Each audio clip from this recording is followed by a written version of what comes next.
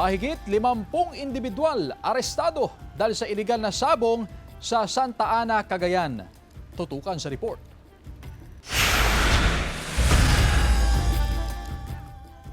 Arestado ang 51 katao sa operasyon ng Police Regional Office 2 laban sa iligal na sabong o tupada sa Coastal 2, Barangay Kasambalangan, Santa Ana, Cagayan. Kabilang sa mga naaresto ang 2 umano'y operator ng iligal na aktibidad. Pinaghahanap ng mga otoridad ang isa pang sangkot na cockfight referee o sentensyador na nakatakas noong isagawa ang operasyon.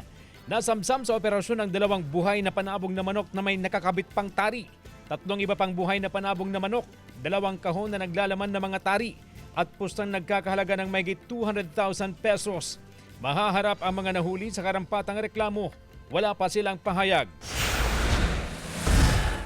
Arestado ang 28 anyos na lalaki na umano'y miyembro ng Philippine Army matapos magpaputok ng baril at mag-amok sa harapan ng bahay ng kanyang bayaw sa Barangay Luzon, Claveria, Cagayan. Natutulog daw ang kanyang bayaw nang manggulo ang sospek. Hindi raw lumabas ang bayaw ng sospek kaya agad din siyang umalis.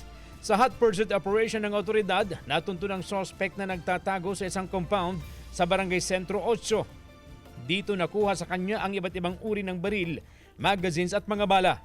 Mahaharap sa kaukulang kaso ang sospek na wala pang pahayag. Iniimbestigahan pa ng PNP kung ano ang motibo sa insidente. CJ Torida, One North, Central Luzon.